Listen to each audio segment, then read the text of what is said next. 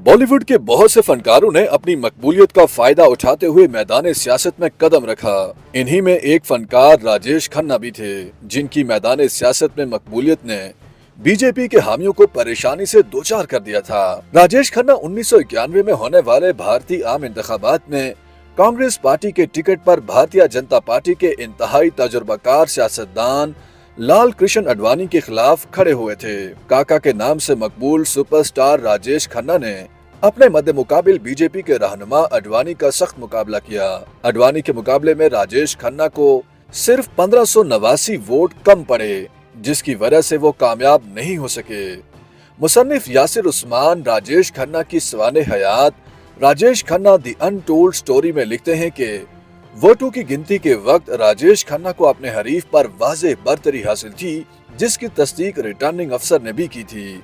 उनके मुताबिक शाम 7 बजे तक वोटों की गिनती में राजेश खन्ना आगे थे, जिसकी वजह से LK आडवाणी के साथियों ने अपने अकीदे के मुताबिक मुश्किल टालने के लिए पढ़े जाने वाले हनुमान चालीसा का विर्द शुरू कर दिया था।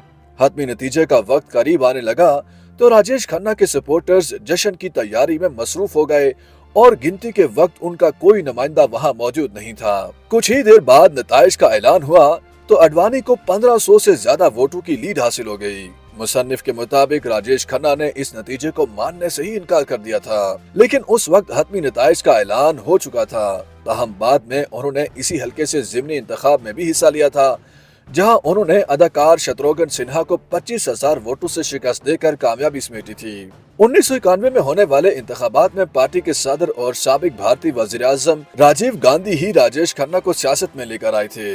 यासिर उस्मान की किताब के मुताबिक राजीव गांधी ये तस्लीम करते थे कि उनकी पार्टी में हर शोबे की नुमाइंदगी होनी चाहिए। साथ ही वो राजेश खन्ना की मकबूलियत से भी फायदा उठाना चाहते थे, लेकिन ऐसा नहीं हो सका।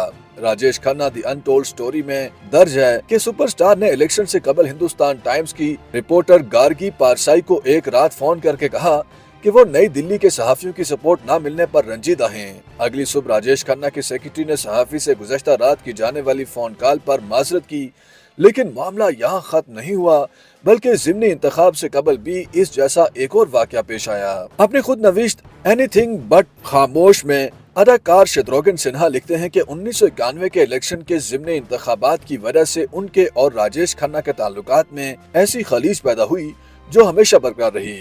उनके ख्याल में अगर वो ज़िमनी इंतखाब में राजेश खन्ना के खिलाफ हिस्सा न लेते तो उनकी दोस्ती कायम रहती। शत्रुघ्न सिन्हा के मुताबिक उन्हें जिंदगी में सबसे ज्यादा अफसोस नई दिल्ली की सीट पर राजेश खन्ना के खिलाफ इलेक्शन लड़ने का है, क्योंकि उसके बाद वो एक ऐसे दोस्त से महरूम हो गए जिससे उनका रोज का मिलना जुलना था। अपने दिफा में शत्रुघ्न सिन्हा का कहना था कि उन्हें अंदाजा ही नहीं था कि जिस ज़िमनी इंतखाब में वो खड़े हो रहे थे, उसी निशिस्त पर आम इंतखाबात में राजेश खन्ना को सिर्फ 1589 वोटों से शिकस्त हुई थी।